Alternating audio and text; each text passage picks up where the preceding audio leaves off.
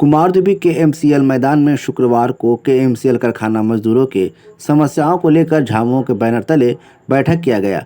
बैठक में मुख्य रूप से झामुमो के केंद्रीय कार्यकारिणी सदस्य अशोक मंडल मौजूद रहे।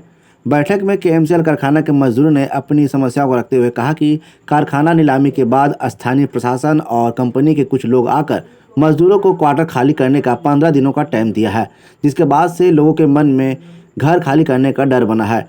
झामुमो नेता अशोक मंडल ने कहा कि मामला अभी उच्च न्यायालय में है, नीलामी की प्रक्रिया अभी पूरी नहीं हुई है। नियम के अनुसार अभी किसी को घर खाली कराने का अधिकार नहीं है। लोगों को बकाया पैसा मिलेगा। हाईकोर्ट के आदेश आएंगे, जिसके बाद ही आगे का फैसला लिया जाएगा। अशोक मंडल ने कहा कि घर खाली कराने के लिए कुमारदुबी पुलिस कारखाना के कुछ दलालों के साथ मजदूरों को भ्रमित कर रहा है। स्थानीय पुलिस को न्यायालय के आदेशों का पालन करना चाहिए। बिना आदेश के लोगों को घर खाली कराना पुलिस कानूनों को हाथ में ले रहे हैं। पुलिस को कोई अधिकार नहीं है नीलामी प्रक्रिया पूरी होने तक केएमसीएल कारखाना के क्वार्टरों को खाली कराने का नोटिस देने का काम कुमारदुबी पुलिस को किसने आदेश दिया है। उन्होंने कहा, लोग एकजुट रहें, अन्य राजनीतिक दलों के बातों में न आए। हर मजदूरों को उनका हक झामुमो दिलाएगी।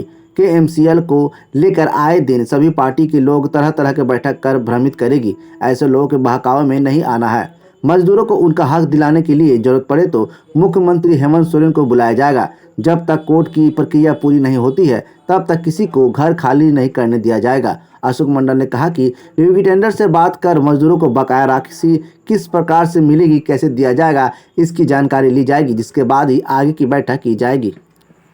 बात है, जिंदाबाद जरूर करेंगे, लेकिन समय आने पर मैं ये इसलिए इस बात को रखना चाहते हैं।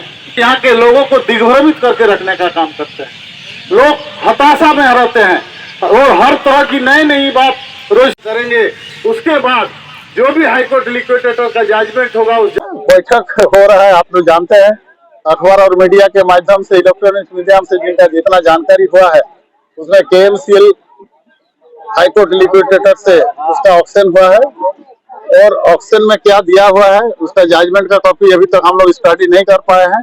जिस दिन स्टडी करेंगे तो मजदूर लोग कुछ परेशानी दिखाई था, परेशानी था, जिसके कारण हम लोग इसके बीच में आए हैं और अगला बैठक 2-4-5 दिन के बाद हम लोग करेंगे। हाईकोर्ट लिक्विडेटर में क्या ऑर्डर दिया है, किस तरीके से ऑर्डर दिया है, मजदूर का कितना हक और अधिकार की बात कहा है, या यहाँ पर रहने वाले जो क्वार्टर में और मांगलों में रहते हैं उसके लिए क्या ऑप्शन छोड़ा है हाईकोर्ट लिक्विडेटर। उसके बाद हम अपना लड़ाई का ये ऐसा बात है। हमने थोड़ा देर पहले ही कहा, यहाँ बहुत सारे लोग अपना रंग दिखाने का काम करते हैं। एक राजनीतिक दल लंबे समय से केएमसीएल खुलाने के नाम पर जब चुनाव आता था तब अपना फोटो निकालकर, अपना क्या बोलते हैं जुलूस निकालकर, झंडा लगाकर केएमसीएल खुलवाएंगे, केएमसीएल खुलवाएंगे, इसका नारा देता था। जैसे ही चुनाव प्रक्रिया खत्म हो जाता था वो एपिसोड क्लोज हो जाता था।